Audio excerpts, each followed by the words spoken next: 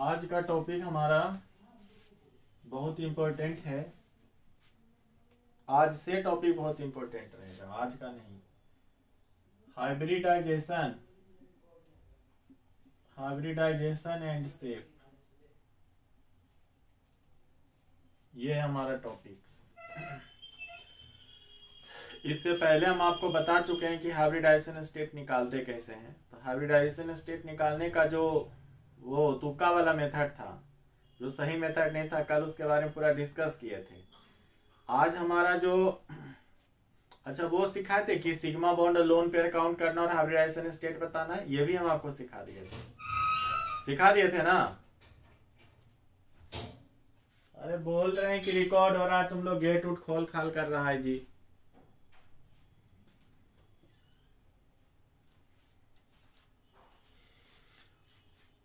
ये बात सिखा दिए थे ना कि H2SO4 का एग्जांपल लिए थे, याद कीजिए, जिसमें बोले थे कि सिग्मा बॉन्ड और लोन पेयर काउंट करना है।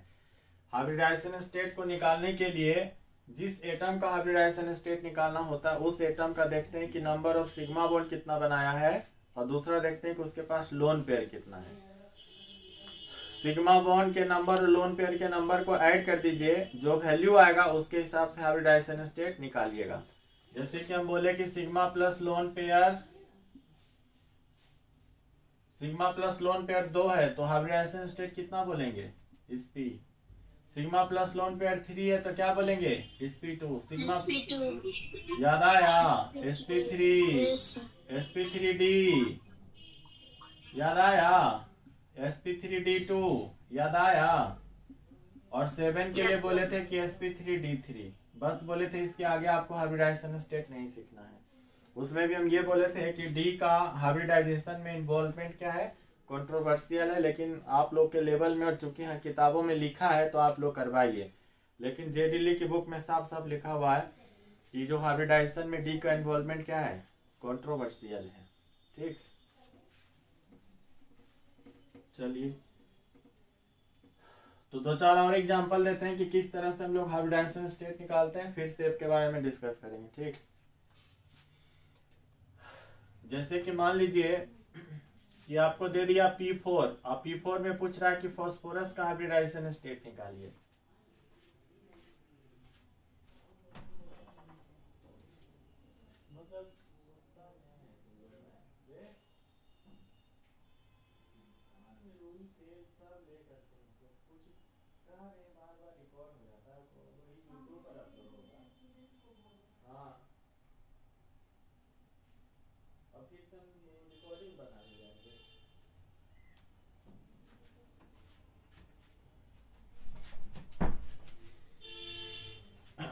जैसे देखिए आप P4 है, P4 में आपको बताना है कि हाइब्रिडाइजेशन स्टेट क्या होगा। तो सबसे पहले P4 का आपको क्या लिखना पड़ेगा, इसका लुईस स्ट्रक्चर ड्रॉ करना पड़ेगा, जिसको हम बोले थे कूपर्स बनाइए, लुईस समझ लीजिए। ठीक, तो इसका स्ट्रक्चर ऐसे होता है P4 का, फास्फोरस फास्फोरस, यहाँ पर फास्फोरस फास्फोरस, ये सब याद रखना पड़ेगा। ठीक है, नहीं तो P4 ऐसे बना दीजिएगा आप लोग, पी बोलिएगा सर, देखिए फास्फोरस बन गया ना, P4 तो हो गया ना, देखिए 4 फास्फोरस। इस तरह का कोई दिमाग नहीं लगाना, जो रियल स्ट्रक्चर है वो ये 3 डायमेंशनल है, 2D नहीं है। ये कैसा है? 3 डायमेंशनल है। चलिए अब देखिए, हमको फास्फोरस एटम का हाइब्रिडाइजेशन स्टेट निकालना है P4 मॉलिक्यूल में। ठीक है, तो इसमें देखिए व्हाइट फास्फोरस लिखे हैं। ये कौन सा लिखे हैं? White phosphorus. ये सब नाम याद रखिएगा, इंपॉर्टेंट नाम है, इसीलिए बोल रहे हैं व्हाइट फास्फोरस। फास्फोरस के आउटर सेल में कितने इलेक्ट्रॉन होते हैं? फास्फोरस के आउटर मोस्ट सेल में कितने इलेक्ट्रॉन होते हैं? 5। तो 5 में से देखिए 3 इलेक्ट्रॉन क्या हुआ है, बॉन्ड का फॉर्मेशन कर लिया। 3 इलेक्ट्रॉन बॉन्ड का फॉर्मेशन कर लिया, तो एक फास्फोरस के पास कितना बच गया? वैलेंस सेल में 2 इलेक्ट्रॉन, यानी कि 1 इलेक्ट्रॉन पेयर बच गया। यानी कि लोन पेयर इसमें कितना बचा? 1 लोन पेयर। ठीक है, इसके पास भी कितना लोन पेयर? 1। इसके पास भी कितना? 1। और इसके पास भी 1। अब मान लीजिए किसी भी फास्फोरस एटम का हमको निकालना है कि हाइब्रिडाइजेशन स्टेट क्या है, तो आप जिस फास्फोरस के लिए निकालना चाहते हैं उसके लिए काउंट करेंगे कि वो कितना सिग्मा बॉन्ड बना रहा है और कितना लोन पेयर है उसके पास। तो इस फास्फोरस के लिए देखिए सिग्मा बॉन्ड का नंबर कितना है, तो 1 2 3। लोन पेयर का नंबर कितना है, तो लिखेंगे 1।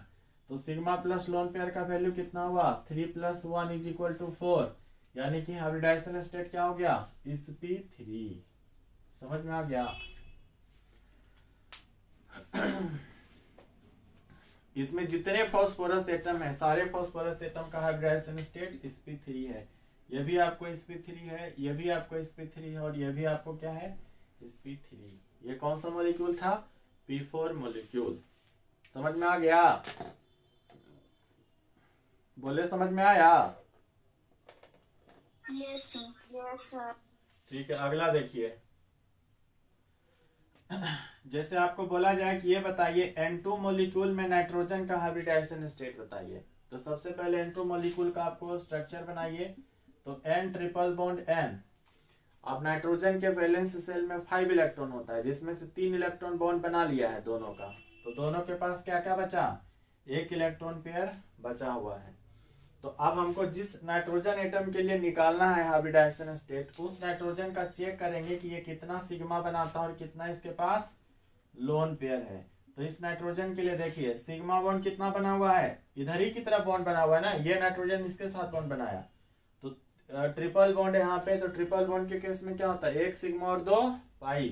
तो इसका मतलब हुआ सिग्मा का नंबर रखेंगे 1, और साथ में इस नाइट्रोजन के पास क्या है एक लोन पेयर भी है। तो लोन पेयर का भी नंबर कितना है 1। तो बताइए सिग्मा प्लस लोन पेयर कितना हुआ, तो लिखेंगे 2। तो 2 मतलब नाइट्रोजन का हाइब्रिडाइजेशन स्टेट कितना हो गया sp। ये भी नाइट्रोजन का हाइब्रिडाइजेशन स्टेट क्या रहेगा sp। ठीक है, both nitrogen atom in N2 molecule are sp hybridised. मतलब इस नाइट्रोजन एटम का s ऑर्बिटल और p ऑर्बिटल के बीच में क्या हुआ है एनर्जी का रीडिस्ट्रीब्यूशन हुआ है। ठीक, अब निकाल लेंगे आप लोग हाइब्रिडाइजेशन स्टेट।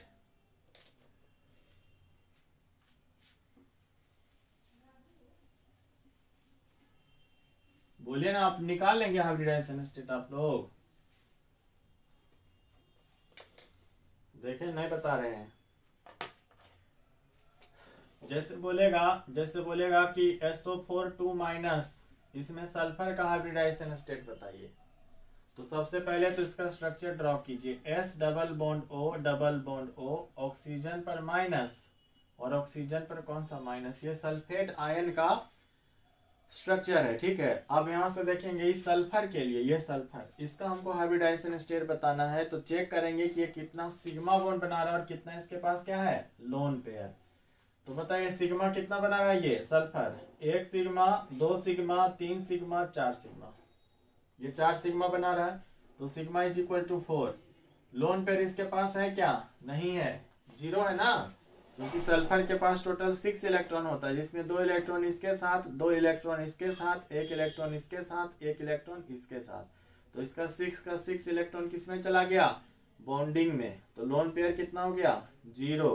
तो सिग्मा प्लस लोन पेयर का वैल्यू कितना हो गया, तो लिखेंगे 4 + 0 मतलब 4। अब 4 मतलब कौन सा हाइब्रिडाइजेशन sp3। समझ में आ गया, बोले समझ में आया। एक और देख लीजिए नाइट्रेट आयन। अगला कौन सा लिखेंगे नाइट्रेट आयन। देखिए NO3- नाइट्रेट आयन। ठीक है, इसका स्ट्रक्चर ऐसे होता है O-N double bond O coordinate bond O। Nitrate ion में पूछेगा कि बताइए नाइट्रोजन का हाइब्रिडाइजेशन स्टेट कितना है।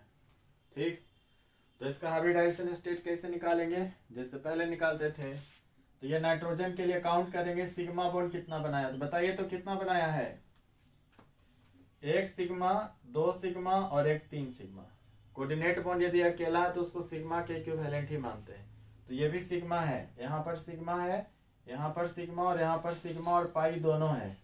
तो सिग्मा का नंबर कितना है 3। और नाइट्रोजन का टोटल इलेक्ट्रॉन कितना होता है वैलेंस शेल में 5। तो 2 इलेक्ट्रॉन यहाँ पर, 1 इलेक्ट्रॉन यहाँ पर और 1 इलेक्ट्रॉन यहाँ पर, है ना, सॉरी 2 इलेक्ट्रॉन ना, कोऑर्डिनेट बॉन्ड है तो 2 इलेक्ट्रॉन। तो 2 + 2 + 1 कितना हुआ 5, यानी इसके पास लोन पेयर कितना बच गया 0।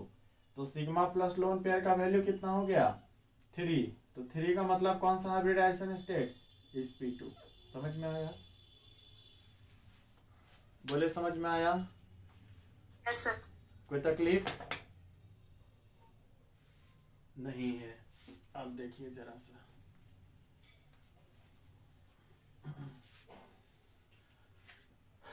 अब आप बोलिए किस मॉलिक्यूल का हाइब्रिडाइजेशन स्टेट हम बताएं कि किसी एटम में, किसी मॉलिक्यूल में किस एटम का हाइब्रिडाइजेशन स्टेट हमको बताना है। बोलिए आप मॉलिक्यूल बोलिए, हम हाइब्रिडाइजेशन स्टेट बताएंगे। बोलिए।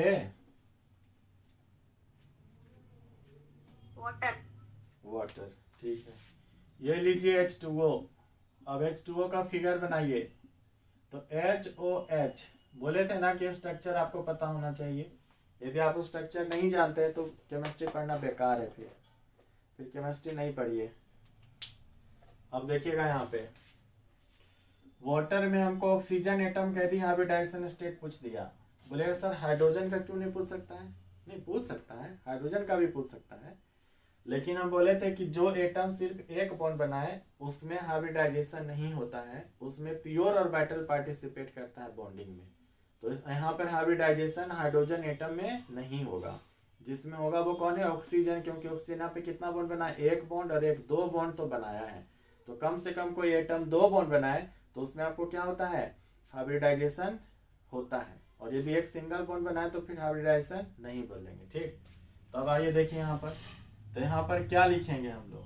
तो देखिए ऑक्सीजन एटम के लिए, ऑक्सीजन एटम के लिए लिखेंगे तो बोलिए कि ये कितना सिग्मा बॉन्ड दिख रहा है ऑक्सीजन का? तो एक सिग्मा इधर, दूसरा सिग्मा इधर, तो दो। लोन पेयर कितना दिख रहा है आपको? तो एक लोन पेयर, दो लोन पेयर। ऑक्सीजन के पास टोटल वैलेंस शेल में 6 इलेक्ट्रॉन, 6 में से 2 इलेक्ट्रॉन बॉन्डिंग में चला गया, बच गया 4। तो 4 का मतलब कितना हुआ? 2 पेयर। तो लोन पेयर का मतलब pair of electron valence shell का, तो 2। तो सिग्मा प्लस लोन पेयर का वैल्यू कितना हो गया? तो लिखेंगे 4। अब 4 का मतलब हाइब्रिडाइजेशन क्या हो गया? तो बोलेंगे sp3। और बोलिए, और बोलिए, हम लोग हाइब्रिडाइजेशन खेलेंगे। और बोलिए मॉलिक्यूल। अमोनिया। अमोनिया, आइए अमोनिया NH3, यही अमोनिया। इसका आपने ये हाइड्रोजन में हाइब्रिडाइजेशन नहीं होता है, बात याद रखिएगा। हाइड्रोजन में हाइब्रिडाइजेशन नहीं होता है, फ्लोरीन में हाइब्रिडाइजेशन नहीं होता है, ये बात आप लोग याद कर लीजिए। ठीक है, इस दोनों में हाइब्रिडाइजेशन नहीं होता है। फ्लोरीन में तो कभी हो भी सकता है, लेकिन हाइड्रोजन में तो कभी नहीं होगा। अब आइए देखिए इसका स्ट्रक्चर बनाते हैं पहले। तो नाइट्रोजन, हाइड्रोजन, हाइड्रोजन और हाइड्रोजन। यदि आपको हाइब्रिडाइजेशन नहीं आता है तो फिर आप केमिकल बॉन्डिंग में कुछ नहीं निकाल पाएंगे। ना तो आपको बॉन्ड लेंथ का पता चलेगा, ना तो बॉन्ड एनर्जी का पता चलेगा, ना तो शेप पता चलेगा, ना तो बॉन्ड एंगल पता चलेगा। ठीक है, मतलब बहुत इंपॉर्टेंट चीज है ये हाइब्रिडाइजेशन एंड शेप। अब देखिए यहाँ पर, देखिए हम तो ऐसे बना दिए कि लग रहा है पिरामिडल शेप का है, लेकिन यदि आप लोगों से बोला जाए तो आप ऐसे झुका के तो बॉन्ड बनाएंगे नहीं। आप लोग को बोला जाए तो आप तो ऐसे खींचेंगे ना, H H और ये H, ऐसे खींचेगा ना, बोलिए। ठीक है, तो ऐसे खींचेंगे, लेकिन ये सही नहीं है। सही क्यों नहीं है, यही सब डिस्कस होगा कि मॉलिक्यूल का ज्योमेट्री और शेप क्या होता है, यही डिस्कस होगा। फिलहाल तो हाइब्रिडाइजेशन देखेंगे। तो इसमें हाइब्रिडाइजेशन स्टेट किसका होगा? नाइट्रोजन का कि हाइड्रोजन का? तो बोलेंगे नाइट्रोजन का। हाइड्रोजन में हाइब्रिडाइजेशन नहीं होगा क्योंकि हाइड्रोजन सिर्फ एक बॉन्ड बना रहा है। आप बताइए नाइट्रोजन के लिए सिग्मा बॉन्ड कितना है? तो 1 2 3। और लोन पेयर कितना है? 1। तो सिग्मा प्लस लोन पेयर का वैल्यू कितना हुआ? 4। तो हाइब्रिडाइजेशन क्या हो गया? sp3। यानी कि अमोनिया में नाइट्रोजन का हाइब्रिडाइजेशन स्टेट क्या है? sp3। वाटर में ऑक्सीजन का हाइब्रिडाइजेशन स्टेट क्या है? sp3। समझ में आ रहा है? एक ही एटम का हाइब्रिडाइजेशन स्टेट अलग अलग मॉलिक्यूल में अलग अलग हो सकता है। दूसरा है कि अलग अलग एटम का हाइब्रिडाइजेशन स्टेट सेम हो सकता है। जैसे यहाँ पर देखें नाइट्रोजन का और ऑक्सीजन का दोनों का हाइब्रिडाइजेशन स्टेट यहाँ पर सेम है। तो ये कोई रिलेशन नहीं है डायरेक्ट में कि एक एटम का एक ही होगा या अलग अलग एटम के डिफरेंट ही होंगे, इस तरह का कोई बात नहीं है। ठीक है, और बोलिए कोई एग्जांपल जिसमें हमको बताना है। बोलिए ना, बोलिए ना, कुछ भी बोलिए। मॉलिक्यूल खत्म हो गया। कौन सा?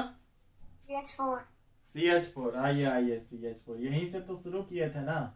CH4 में फिर हाइब्रिडाइजेशन बोला जाएगा तो किसका लिखेंगे? कार्बन का। हाइड्रोजन तो pure orbital 1s orbital participate करेगा, तो पहले आप ऐसे लिखिए, रफ स्ट्रक्चर बना लीजिए CH और कौन सा H। अब इसमें हाइब्रिडाइजेशन पूछा जाएगा तो हम पहले बता चुके हैं कार्बन का ही होगा, हाइड्रोजन का नहीं होगा। तो कार्बन के लिए सिग्मा बॉन्ड कितना है? 4। लोन पेयर कितना है? 0। तो सिग्मा प्लस लोन पेयर कितना है? तो लिखेंगे 4। तो हाइब्रिडाइजेशन स्टेट क्या हो गया? sp3। यानी कि इसका हाइब्रिडाइजेशन स्टेट CH4 में कार्बन का हाइब्रिडाइजेशन स्टेट sp3 है। बोलिए कोई तकलीफ? मिटा इसको। चलिए मिटा रहे हैं। नेक्स्ट में देखिए और मॉलिक्यूल बोलिए कोई।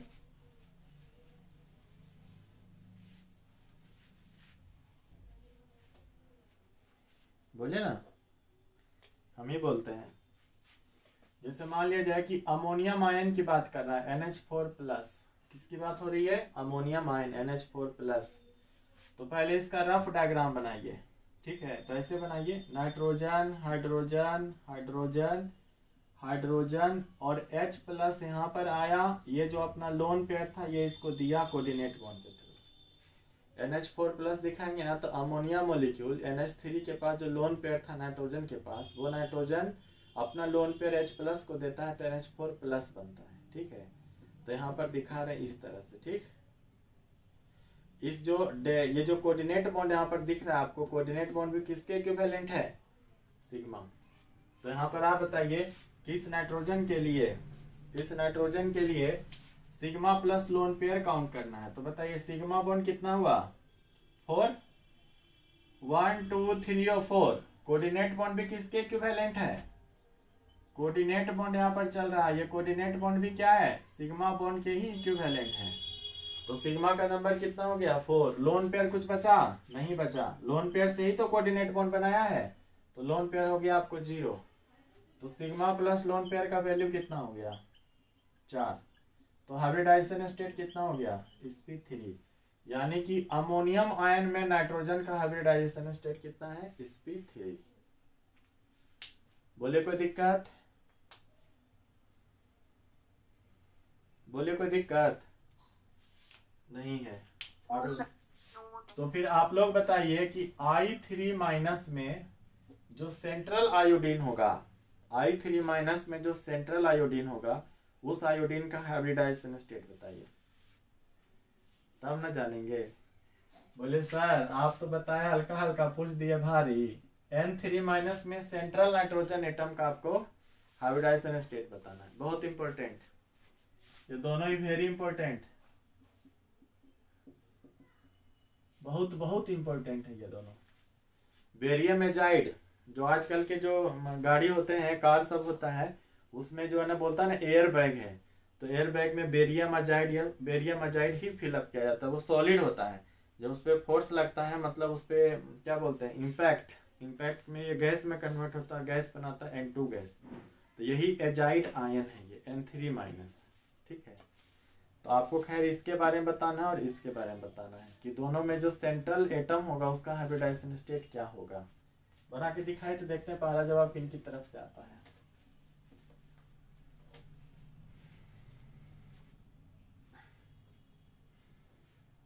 जल्दी क्विक बता के बना के दिखाइए, पहला जवाब किन की तरफ से आता है?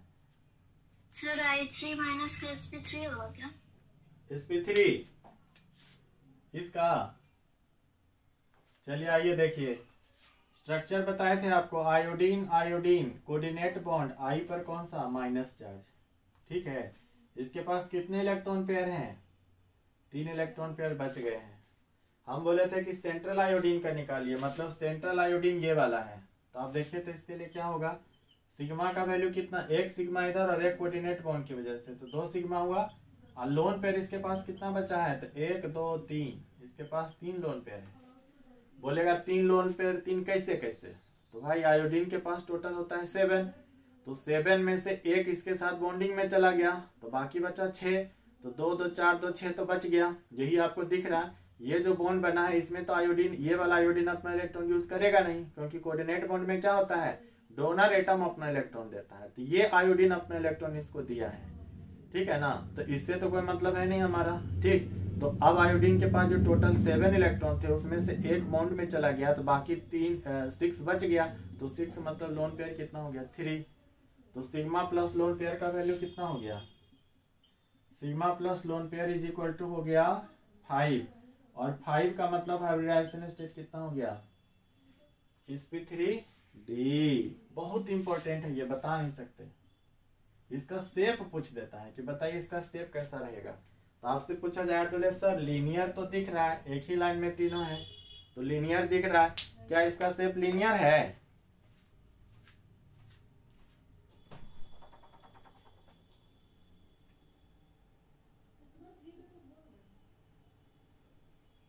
Yes sir. क्या इसका शेप लीनियर होगा, लग तो रहा है। लग तो रहा है, अभी शेप हम आपको सिखाए हैं जो आप बता दिए, वैसे इसका शेप जो है ना वो लीनियर ही होगा, लेकिन अभी बताए नहीं है, ठीक। बोले सर इसमें बताना क्या, तीनों को एक लाइन पर रख दिए हो गया, नहीं, आपको हम कल बताए थे ना कि sp3d हाइब्रिडाइजेशन के लिए जो कोरेस्पोंडिंग ज्योमेट्री है, मतलब हाइब्रिड और बाइटल का जो ओरिएंटेशन होगा वो कैसा होगा, ट्राइगोनल बाई पिरामिडल, कैसा होगा, ट्राइगोनल बाई पिरामिडल, इस तरह का होगा ऐसे, ठीक है, ये वाला सीन क्रिएट हो रहा है ऐसे, ये sp3d हाइब्रिडाइजेशन के कोरेस्पोंडिंग ज्योमेट्री। अब क्या है कि ये जो जिसके लिए बात करें, मतलब ये जो आयोडीन है वो कहां पर लाई करेगा, इस सेंटर पर लाई करेगा, मतलब यहाँ पर लिखेंगे आयोडीन एटम को लिखेंगे, ठीक। ये सब हम एक बार और बताएंगे, अभी हम लीनियर बता दे रहे हैं कैसे होता है। अब ये आयोडीन हो गया, अब आपके पास दो चीज है, दो एटम को रखना और साथ में जो है ना 3 लोन पेयर को रखना। तो इसमें आपको बता दे दो तरह का पोजीशन है, ये जो आपको दिख रहा है ना ट्राइगोनल प्लेनर, इसको बोलते हैं इक्वेटोरियल पोजीशन, और ये जो ऊपर और नीचे दिख रहा है अप एंड डाउन, उसको बोलते हैं एक्सियल पोजीशन। तो लोन पेयर को रखा जाता है किस पर, इक्वेटोरियल पोजीशन पर। तो बताएंगे क्यों रखा जाता है, तो ये लोन पेयर का पोजीशन हुआ, ये लोन पेयर, कितना लोन पेयर है, 3 लोन पेयर, ठीक। तो तीनों लोन पेयर किस पर चला गया, इक्वेटोरियल पर। ये सब हम बार बार बोल रहे हैं कि फिर से बताएंगे, कहा जाता है इसको बेंट्स रूल। कौन सा रूल, बेंट्स रूल। अब यहाँ पर देखिए एक आयोडीन ये वाला रख दीजिए और दूसरा आयोडीन माइनस को यहाँ पर रख दीजिए, तो आप देखिए तो अभी भी ज्योमेट्री कैसा लीनियर ही है ना। यदि ट्राइगोनल बाय पिरामिडल में 3-3 लोन पेयर आ जाए तो मॉलिक्यूल का जो शेप होता है वो कैसा हो जाता है, लीनियर, और इसका ज्योमेट्री कैसा रहेगा, ट्राइगोनल बाय पिरामिडल। लेकिन शेप कैसा रहेगा, शेप और ज्योमेट्री तो अलग चीज है। ज्योमेट्री में लोन पेयर को काउंट नहीं करते हैं और शेप में लोन पेयर को भी कंसीडर करते हैं। यदि कहीं पर लोन पेयर है तो वहां पर बॉन्ड तो नहीं होगा, तो बॉन्ड नहीं होगा तो, और ज्योमेट्री में क्या है कि ये बात मानते हुए कि लोन पेयर नहीं है वहां पर बॉन्ड है, तब क्या शेप होगा, ठीक है। ज्योमेट्री में क्या बोले कि ये बात को मानते हुए कि लोन पेयर नहीं है तब क्या शेप होगा, और जो शेप होता है उसमें लोन पेयर को बॉन्ड के रूप में कंसीडर नहीं करते हैं। तो बॉन्ड तो हमारे यही 3 के बीच में बना, तो यहाँ पर दिख रहा है कि ज्योमेट्री कैसा है, लीनियर। ये बहुत इंपॉर्टेंट है, कई बार पूछ चुका है, ठीक है, और पूछे हुए बहुत दिन हो गया है, तो अब आप लोग अलर्ट रहिए, कभी भी पूछ सकता है। वैसे इसके बारे में हम सब बताएंगे, क्या बताएंगे, सब बात तो बता ही दी है। चलिए अब दूसरा आपको N3 माइनस में बताइए क्या लिखे आप लोग, इसको मिटा दें क्या,